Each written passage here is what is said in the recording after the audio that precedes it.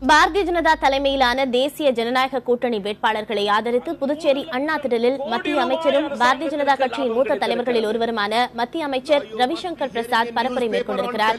அதன் நேரலையை பார்க்கலாம். Helicopter scam, again the whole Congress scam of 3,500 crore. A court in Italy, remember Italy? Who is from Italy? I did not tell you. A court in Italy, High Court, has convicted that in the helicopter purchase under Manmohan Singh Congress, Sonia Gandhi Narayan Swamy's party, again a scam has taken place and the bribe giver have been convicted. அடுத்து இப்ப சமீபத்தில் நீங்கள் எல்லாம் பத்திரிகையிலும் தொலைக்காட்சியிலும் பார்த்துக் கொண்டிருப்பீர்கள்.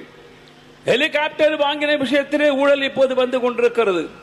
3500 கோடி ரூபாய் லஞ்சம் பெற்றதாக இத்தாலியிலே இருக்கக்கூடிய நீதிமன்றம் லஞ்சம் தரப்பட்டது இந்தியாவிலே இருக்கிற முக்கியமான தலைவர்களுக்கு என்று தண்டனை வழங்கி இருக்கிறது, தீர்ப்பு வழங்கி இருக்கிறது. யாருக்கு வழங்கி இருக்கிறார்கள்? சோனியா காந்தி அவர்கள், நாராயணசாமி போன்றவர்கள் இருக்கிற அந்த காங்கிரஸ் கட்சியை சார்ந்தவர்கள் வழங்கி இருக்கிறார்கள் என்று நீதிமன்றம் சொல்லி இருக்கிறது. Now let me ask a question to you, my friends of Puducherry.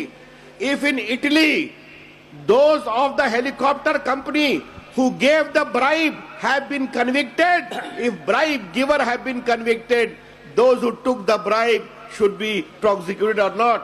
புதுச்சேரியிலே இருக்கக்கூடிய நண்பர்களை பார்த்து நான் கேட்கின்றேன், இத்தாலியிலே இருக்கிற நீதிமன்றம் யாரெல்லாம் லஞ்சம் தந்தார்கள் என்பதை கண்டிருந்து தண்டனை தந்து விட்டது. லஞ்சத்தை தந்தவர்களுக்கு தண்டனை என்றால் இந்திய நாட்டிலே